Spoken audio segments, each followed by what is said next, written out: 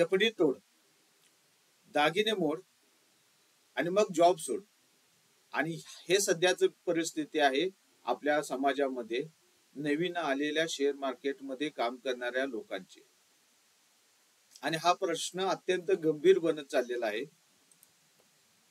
त्यामुळेच share market आणि सध्याची धास्तीजनक परिस्थिती या विषयावरती आपण बोलणार आहोत. नमस्कार, मी Suraj Hegde, be discipline trader या आमच्या चॅनेलवरती आपलं स्वागत आहे. मित्रांनो, आज आपण आपल्या आजूबाजूला समाजामध्ये पाहिलं तर शेअर मार्केटमध्ये नव्याने आलेली लोक ही जास्त आहेत. आणि या लोकांच्या मध्ये शेअर मार्केट मधून पैसे मिळवण्याची जी अपेक्षा आहे ती खूप जास्त आहे. आणि ही परिस्थिती सध्या धास्तीजनक झालेली आहे, गंभीर होत चाललेली आहे. आणि ह्या परिस्थिती निर्माण कशामुळे होते आणि त्यावरती आपण उपाय काय करू शकतो याची आज आपण माहिती घेण्याचा या ठिकाणी प्रयत्न करणार आहोत. काल परवा एक मित्र मला भेटला जो सध्या 1 वर्ष 2 वर्ष शेअर मार्केटमध्ये काम करत आहे. तो एका चांगल्या ठिकाणी जॉब पण करतोय, परंतु त्याचं एक स्वप्न आहे की येणाऱ्या दिवसामध्ये स्टॉक मार्केट मधला एखादा चांगला कोर्स करायचा, चांगल्या प्रकारे शेअर मार्केट शिकून घ्यायचंय आणि जॉब सोडून ट्रेडिंग करायचं आहे किंवा शेअर मार्केटमध्ये काम करून त्याला स्वतःच्या पायावरती उभा राहायचं. आणि मित्रांनो, हे स्वप्न प्रत्येक नवीन आलेल्या लोकांचं असतं. आणि या स्वप्नामुळं खूप सारे कुटुंब उद्ध्वस्त होत आहेत. स्वप्न पहावं, शेअर मार्केटमध्ये या स्वप्न पहा, पैसे मिळवा, परंतु वास्तववादी सुद्धा स्वप्न पाहिलं पाहिजे. आणि हा जो विषय आहे तो विषय ज्यावेळी मला समजला की अशा प्रकारची स्वप्न पाहणारी लोक जास्त आहेत आणि हे आपल्यासाठी घातक आहे. आणि यासाठी आपल्याला काय करायला पाहिजे की सध्या आपण पाहिलं बाजूला आपल्या तर एक शेअर मार्केट संदर्भात एक फ्रॉड चालू आहे, एक स्कॅम चालू आहे की लोकांना अनरिअलिस्टिक पणे ऑफर दिल्या जातात की महिन्यात तुम्ही आमच्याकडे इन्व्हेस्टमेंट प्लॅन करा आणि तुम्हाला दर महिन्याला 5%, 6% रिटर्न देऊ. म्हणजे प्रत्येक 1 लाख रुपये तुम्ही जर इन्व्हेस्ट केला तर 1 लाख रुपयाच्या बदल्यात तुम्हाला महिन्याला 5,000 रुपये मिळतील, कॅश मध्ये तुमच्या अकाउंटवरती जमा होतील. आणि साहजिकच आहे की अशा या स्कॅमला आपल्याकडील ज्याला शेअर मार्केट बद्दल माहिती नाहीये किंवा ज्याला शेअर मार्केट बद्दल कमी माहिती आहे ही सगळी लोक त्यांना काय होतात, बळी पडतात आणि आपल्या कमाई मधली खूप मोठी रक्कम ती या फ्रॉड वाल्यांना देऊन बसतात. सुरुवातीचे काही पैसे काही वेळ हे रिटर्न दिलं जातं जे काही ठरलेलं आहे त्याप्रमाणे. आणि ज्यावेळी असं रिटर्न मिळतं त्यावेळी साहजिकपणे माउथ पब्लिसिटी होते. आणि ही झालेली माउथ पब्लिसिटीमुळे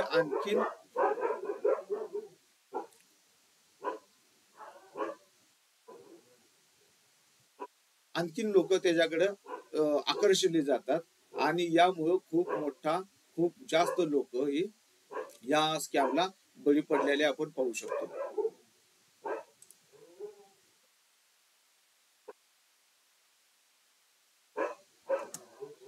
दुसरा एक आहे सोशल मीडिया इफेक्ट. आता आपण पाहत आहोत की प्रत्येक व्यक्तीकडे मोबाईल आहे.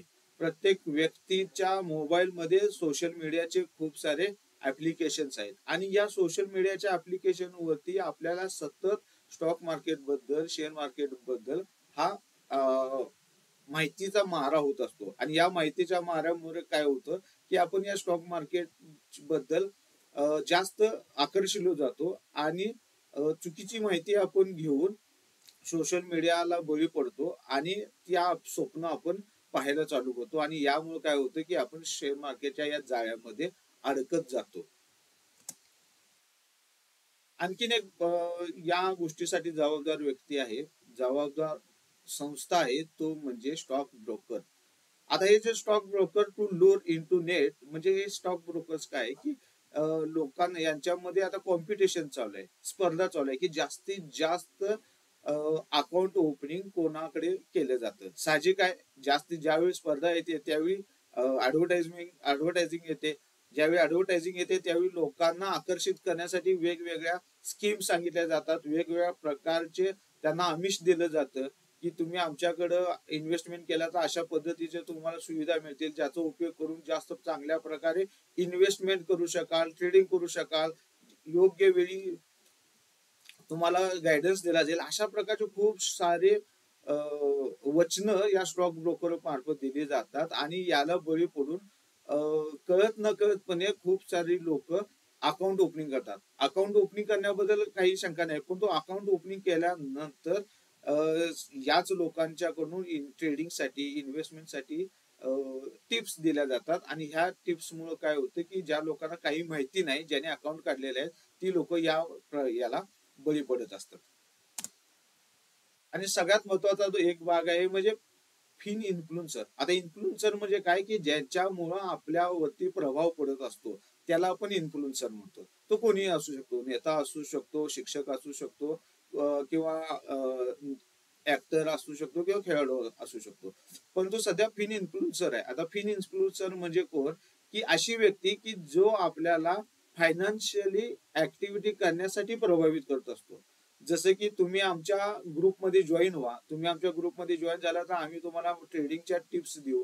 ते ट्रेडिंगच्या टिप्स तुम्ही आमच्या द्वारे अकाउंट ओपनिंग केलेल्या प्लॅटफॉर्म वरती जर तुम्ही काम केलं तर तुम्हाला आम्ही फ्री मध्ये टिप्स देतो, ज्याच्यामुळं काय होतं की या लोकांना ब्रोकरेज जास्त मिळालं जातं आणि चुकीच्या माहिती देऊन लोकांना जास्तीत जास्त आकर्षिलं जातं. चुकीच्या पद्धतीचे प्रॉफिट लॉस स्टेटमेंट्स हे दिलं जातं आणि यामुळं काय होतं की लोकांना एक ईर्ष्या निर्माण होते. लोकांच्या मध्ये वाटते की बाबा स्टॉक मार्केटमध्ये खरंच अशा प्रकारे पैसा कमवला जाऊ शकतो. यामुळे जास्त लोक त्यांच्याकडे आकर्षिले जातात आणि याचा फायदा फक्त त्या फिन इन्फ्लुएन्सरना होतो, परंतु जी लोक त्यांना जॉईन झालेले असतात त्यांना जास्त फायदा होत नाही, किंबहुना ते सतत लॉस मध्येच जात असतात. आणि सगळ्यात महत्वाचा एक भाग या ठिकाणी आहे म्हणजे ज्या व्यक्तीला स्टॉक मार्केटमध्ये सहभाग घेऊन पैसे कमवायचे असते तर त्यांची अनरिअलिस्टिक प्रॉफिट एक्सपेक्टेशन असतात. म्हणजे वास्तववादी किती नफा मिळू शकतो, कशा प्रकारे मिळू शकतो, हा कोणताही अभ्यास त्यांच्याकडे नसतो. त्यांना फक्त एक असते की मी आज ठराविक अमाऊंट लावली तर मला येणाऱ्या 1 महिन्यामध्ये 2 महिन्यामध्ये खूप सारे पैसे मिळतील, अशा पद्धतीचे अनरिअलिस्टिक प्रॉफिट एक्सपेक्टेशन असतात. तर मला एक गोष्ट सांगायची होती की ज्यावेळी आपण अशा प्रकारचे अनरिअलिस्टिक प्रॉफिट एक्सपेक्टेशन अपेक्षा जास्त ठेवतो, ज्यावेळी जास्त अपेक्षा होतात त्यावेळी निराशा जास्त येऊ शकते. त्यामुळं अपेक्षा जास्त ठेवू नये. आणि यावरती सोल्युशन्स काय आहे तर ते आपण पाहण्याचा प्रयत्न करू. तर सध्या आपण पाहत आहोत की स्टॉक मार्केट हे खूप चांगले क्षेत्र आहे ज्या ठिकाणी आपण आपल्या कडील असणाऱ्या पैशाला चांगल्या प्रकारे वाढ करू शकतो. परंतु ही वाढ योग्य पद्धतीने झाली तर चांगली होऊ शकते, परंतु चुकीच्या प्रमाणे झाली तर जे आपले सेव्हिंग आहे हे पूर्णपणे नष्ट होऊन जातं. तर यासाठी आपल्याला सोल्युशन वरती भर दिला पाहिजे आणि त्यासाठी पहिली गोष्ट आहे सोल्युशन साठी की आपल्याला शिकायला चालू केलं पाहिजे. आता आपण बघतो की वेगवेगळे प्रोफेशन्स आहेत, डॉक्टर आहे, इंजिनियर आहे, नर्स आहे, आर्किटेक्चर आहे. तर प्रत्येक प्रोफेशन मध्ये काय होतं की पहिली 3-4 वर्षे शिकण्यासाठी घालवली जातात, त्यानंतर 2-3 वर्ष हे ट्रेनिंग घेण्यासाठी पाठवलं जातं आणि ही शिक्षण आणि ट्रेनिंग झाल्यावरती तो व्यक्ती चांगल्या प्रकारे आपल्या फील्डमध्ये काम करत राहतो. परंतु जर आपण आपल्याला स्टॉक मार्केट काय आहे माहित नाही, त्याचं स्ट्रक्चर कसं आहे माहित नाही, स्टॉकचे अनालिसिस कसे केले जातात हे माहिती नाही आणि आपण एंटर केलो तर आपल्याला फक्त इतकं माहिती असतं की एखादा ऑप्शन आपण बाय केला तर थोड्या दिवसात तो प्रॉफिट आपलं जो आहे तो डबल होतो. परंतु मी असं सांगेन की पहिली 1 ते 2 वर्ष स्टॉक मार्केट काय आहे हे समजून घेण्यासाठी जावं. फक्त ऑब्झर्वेशन करा आणि ऑब्झर्वेशन करत करत आपण लहान प्रमाणात इन्व्हेस्टमेंट करू, ज्याच्यामुळे काय होईल की आपला इन्व्हेस्टमेंटची जर्नी चालू होईल आणि मार्केट काय आहे त्याचे अप्स अँड डाऊन कसे होतात, मार्केटमध्ये बाहेरील वातावरणाचा राष्ट्रीय परिस्थिती असेल किंवा आंतरराष्ट्रीय परिस्थिती असेल तर याचा काय फरक होतो, क्रूड ऑइलचा काय फरक होतो, ह्या सगळ्या गोष्टीचा आपल्याला अनुभव यायला चालू होईल आणि मग आपल्याकडे एक डाटाबेस तयार होईल.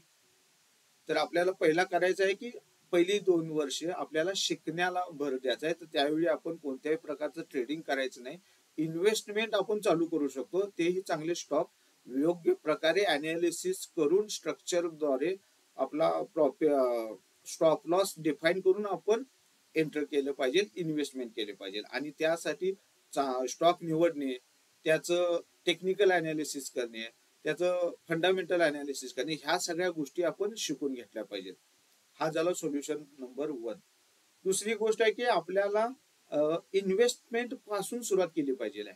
खूप सारी लोक असतात की नव्याने येतात आणि इन्व्हेस्टमेंट हा जो भाग आहे तो दूर केला जातो आणि डायरेक्ट ट्रेडिंग कडे ते वळतात. ट्रेडिंग केल्यामुळे काय होतं की काही वेळा त्यांना प्रॉफिट मिळतं, परंतु कंटिन्युएशन मध्ये माहिती जर नसेल आणि कंटिन्युएशन मध्ये तुम्ही ट्रेडिंग करत असाल तर जास्त वेळ आपण सस्टेन होऊ शकत नाही. त्यामुळे आपण प्रयत्न करायचा आहे की आपल्याला माहिती झाली पहिली 1-2 वर्ष, त्यानंतर पुढची 3-4 वर्षे इन्व्हेस्टमेंट करण्यासाठी जास्त फोकस करायचा आहे. आणि ज्यावेळी आपण इन्व्हेस्टमेंट करत जातो त्यावेळी योग्य प्रकारे आपल्याला संपूर्ण मार्केटचा स्ट्रक्चरची माहिती मिळते.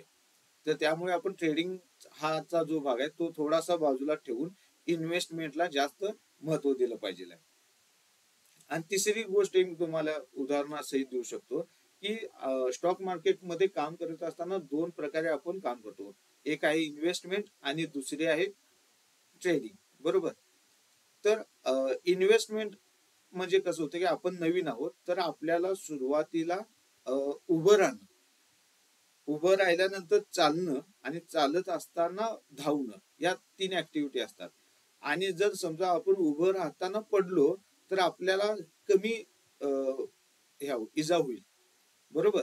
जर आपण चालताना अडखळ आणि पडलो तरी सुद्धा आपल्याला कमी इजा होईल, आणि जर आपण धावताना पडलो तर होणारी इजा ही आपल्याला जास्त होईल. आणि इन्व्हेस्टमेंट म्हणजे उभं राहणे आहे, स्टॉक मार्केट शिकणं म्हणजे उभं राहणे आहे, इन्व्हेस्टमेंट करणं म्हणजे चालत जाणं आहे, आणि ट्रेडिंग करणं म्हणजे धावत जाणं आहे. मग आपल्याला नक्कीच पहिला आपल्या पायावरती चांगल्या प्रकारे उभं राहता आलं पाहिजे आणि मग योग्य प्रकारे चालत आपण जाऊ शकतो. ठीक आहे, आपलं उद्दिष्ट साध्य करण्यासाठी थोडा वेळ लागेल, परंतु त्यामध्ये रिस्क फॅक्टर हा कमी असतो. परंतु आपण ट्रेडिंग करायचा प्रयत्न केला म्हणजे धावत जाण्याचा प्रयत्न केला तर आपण धावत असताना जर पडलो, अडखळलो तर होणारी इजा आपली जास्त आहे, म्हणजे आपली रिस्क या ठिकाणी जास्त असते. त्यामुळे आपल्याला प्रयत्न करायचा आहे की रिस्क आपल्याला कमी घ्यायची आहे, म्हणजे इन्व्हेस्टमेंटला जास्त हे करायचं, इन्व्हेस्टमेंटला आपण जास्त प्राधान्य द्यायचं आहे. तर मित्रांनो, याच 2-4 गोष्टी होत्या ज्या मला तुम्हाला सांगाव्याशा वाटल्या. तर नक्कीच तुम्ही या गोष्टीचा विचार करा आणि आपली स्टॉक मार्केट मधला प्रवास हा चांगला सुखकर करा. धन्यवाद.